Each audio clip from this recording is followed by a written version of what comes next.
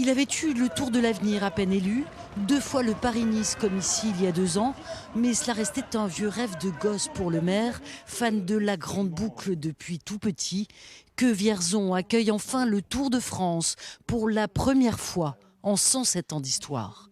Voilà des années qu'il était en contact avec les organisateurs tous les 6 mois, jusqu'à ce coup de fil en juillet du patron de l'épreuve.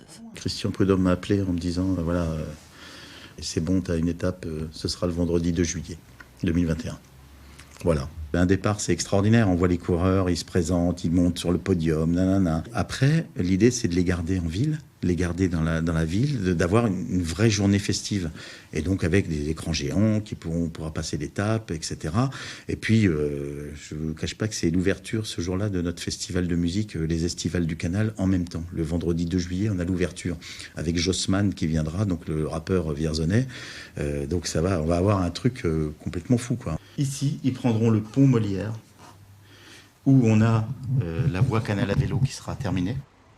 A priori, le village départ serait sur ce parking, avec les enfants du club cycliste vierzonais mis à contribution pour leur tout dernier jour d'école, des animations place Jacques Brel et sur l'esplanade de la Société française, où les travaux seront achevés si le virus le veut bien.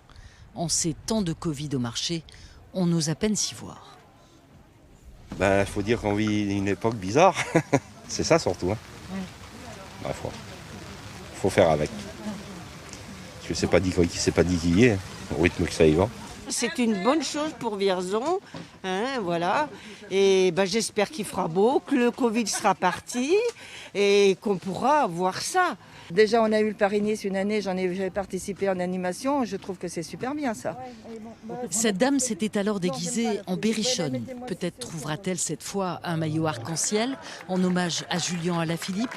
Même si le Tour ne passe pas chez le champion du monde à Saint-Amand, il filera vers l'est, vers le Morvan et le Creusot pour la plus longue étape de cette 108e grande boucle.